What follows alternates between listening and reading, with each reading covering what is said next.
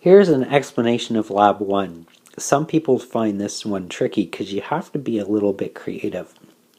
What you have to do is construct models and draw the condensed structural diagram, the line diagram, and write the expanded molecular formula for 3 structural isomers of C5H12 and 4 different isomers of C3H9N.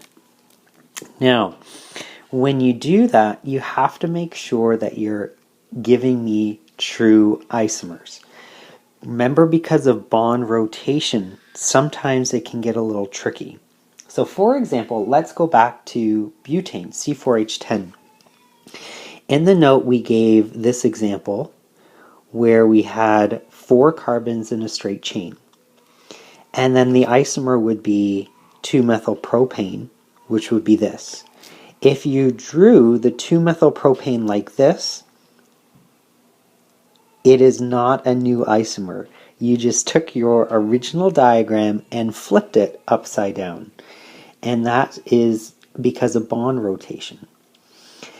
Also too, if you take 4 carbons in a row like this, if you draw them like that, this is not 3 carbons in a row with one hanging off the last one. It's actually 4 carbons linked together in a row. You just drew the chain kinked and not straight. That is also not a new isomer. Be careful. If you have a true isomer, your expanded molecular formula will be different for each of your diagrams.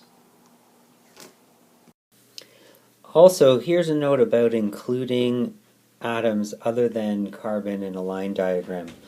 Let's say, for example, I have a butane and I want to stick a nitrogen on the end.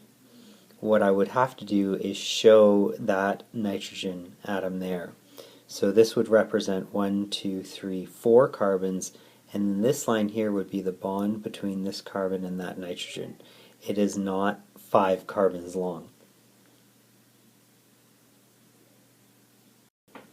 So any atom other than carbon and hydrogen you have to draw. So that includes any halogen or any oxygen as well.